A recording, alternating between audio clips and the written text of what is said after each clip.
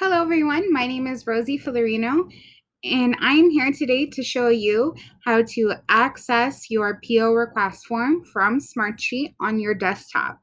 So I have the Smartsheet accounting training dashboard link that has been emailed to me and I'm going to select it.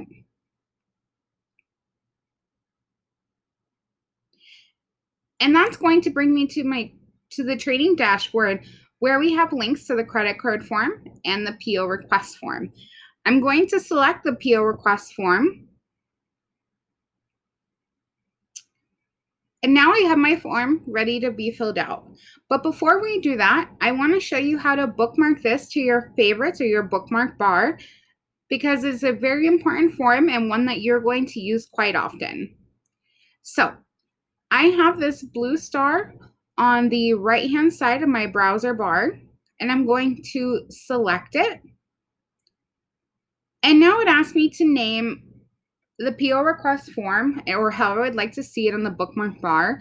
I have it as PO request form, and I'm going to keep it as that.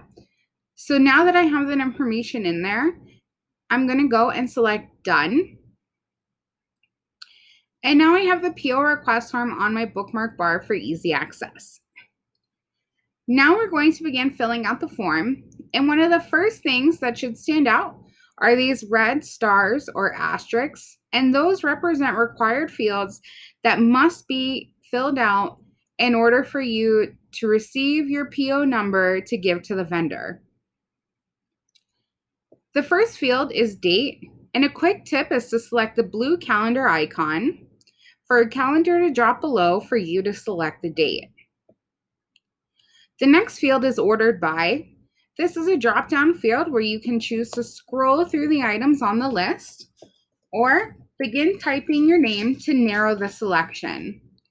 Once you find your name, you will select it and the field will populate. The next field is job name. This is also a drop-down list where we have all of our projects listed as well as each division. Each division has the categories of education, equipment, office, safety, vehicle, or warehouse. You would charge to your division if you were getting an oil change for your vehicle or purchasing a new item for your vehicle via PO. If you were buying safety items for your entire division. If you're buying items for the office, such as paper, ordering from Staples, you would charge it to Division 60 office. For this demo, I'm going to go ahead and choose the warehouse. The next field is vendor, and this is going to be where you're making your purchase. It is very important that you get the spelling of your vendor very accurate. This will help accounts payable to know what they're looking for when attaching invoices. For the purposes of this demo, I'm going to select Rio Grande. The next field is items ordered, and this is an extremely important field. This is where you will list all of the items and the quantities of the items that you are ordering. I'm going to go ahead and put mortar and a trowel. Now that I have that information in there, the next field is going to be expected delivery date. And if you are not picking up your items and they're going to be delivered to one of our yards or offices, it's extremely important to know when those items are coming in so the associates who work at those locations know what to be on the lookout for. I'm going to go ahead and select my delivery date. And then the next field is delivered to. And we have all of our offices and yards listed below. I'm going to go ahead for this and select the Denver yard. The next field is comments. This is a field where you can put anything you need. If you would like the project manager to have any extra information on your PO or anything that you want to remember, go ahead and type it in the comment section. The next field is cost code. This is a drop-down field, or you can begin typing your cost code in to narrow the selection. I'm going to go ahead and use 6390 for this demo. The category field is the same. You could scroll through it or begin typing in to narrow your selection. For this demo, we're not going to have a category, so I'm going to leave that blank. The next field is total cost, and you should have a good idea of the total cost for your items. So I've entered in the total cost, and now we have this section below of checkboxes. We have open PO, multiple cost code, or multiple approvers.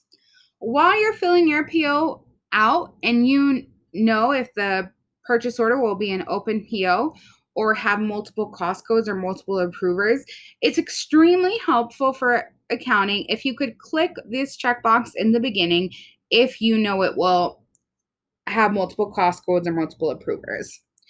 If you select multiple cost codes, a lines needed field will drop down, and this is where you would enter the amount of lines needed for coding. Or if you had 4 different cost codes, you would put 4 in this field.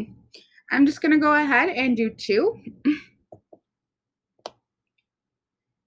And now that that's completed, we have this file attachment section at the bottom of your form.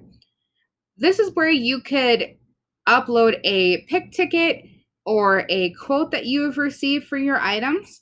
And I want to make sure I walk you through this. So I'm going to select Browse Files. And now I have my File Explorer open. I see where I have the quote that I'd like to attach. So I'm going to double click it. And as you can see, that has now been uploaded to my form. We have filled out the entire PO request form. And now that that's completed, we're going to hit submit. You're going to see this box saying processing submission. And when that box goes away, you've known that you've completed your PO request form successfully. This form is set to reload, so if you are requesting more than one purchase order at a time, the form clears for you to go ahead and do another entry. Thank you so much for watching this demo.